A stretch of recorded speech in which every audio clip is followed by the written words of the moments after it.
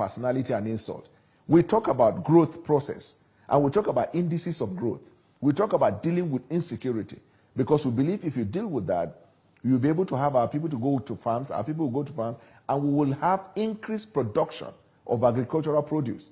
We even went as far as communicating to Nigerians that President Bwala Tinubu knew before people started talking about agriculture in the climate change and in the G20. He started focusing on agriculture way before that.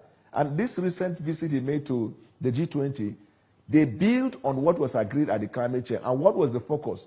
Dealing with hunger, poverty, and climate change. And these are areas that the President Bwala Tinubu had foreseen and has begun working in that. Look at the effort we are putting in agriculture. These are issues. These are ideas. So if you have a contrary view and you believe that what we are doing is not effective or is not producing the desired result, come and talk to us on those ideas and provide alternatives to say that if we were in government, this is how we would have done that. So when we say we remove subsidy, tell us what you would have done differently. I don't want to be calling conjecture. And very funnily, the media too in Nigeria, very sadly, also don't promote the discussion of ideas.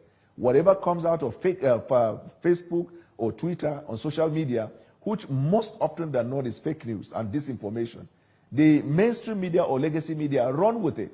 So if you want to promote ideas, whenever people come with mundane and irrelevant conversation, ask them to talk to us on those policies that we are running on and tell us what they would have done differently. And then we will bring up political theory and economic theory to tell them why we're doing what we're doing. It isn't fair to, put all of the mainstream media together and say the entirety of what we do is go to air with what we see online. That is absolutely not true. My channel, for instance, has... just a minute.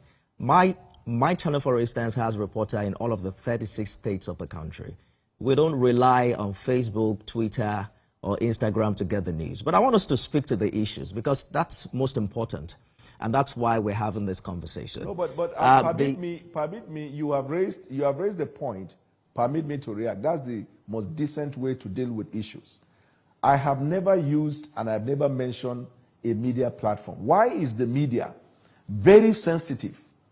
Anytime you use a general term, so if you say Nigerians are hungry, are all Nigerians hungry? You said mainstream and traditional media gets their information online. You just mentioned that now, and that's what I was reacting to. That's a generic term. That's what I'm saying, that it's not fair to put the entire media under the same umbrella. But I'd like us to move ahead, Dr. Bwala, so that we don't waste time on this. This is not why we're here in the real sense of it. I want us to speak to the issues. The reality right now is that how this administration is faring, or how it thinks it's faring, is sharply different from opinion from other stakeholders, especially in the opposition party.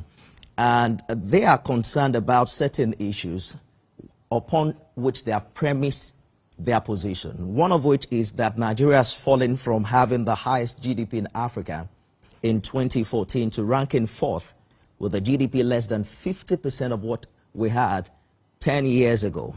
They're also looking at the issue of per capita income that has significantly dropped from about $3,500 to barely $1,000. And they are saying that the experience, the economic experience of the average Nigerian has significantly deteriorated in the past 18 months. How relevant are these figures, Dr. Bwala, to the review of this administration's economic policies? The answer is very simple. If you are in a building project where you have a building that is at a lintel level, another building is at a lintel level, but the second building that is at a lintel level has a faulty foundation, and in fact, is even about to crack and collapse. And then you assess and say, if we keep arguing at this level with false hope and false GDP because it's not founded on the fundamentals of the economy, we are certainly going to crash as a nation. And then somebody comes, a builder or an engineer comes and says, look, we are very concerned about building a building that will last, not a competition of which building is taller than the other, and decide to crash it and start the foundation in order to put structures that will make the building last not only for this time, but time after us.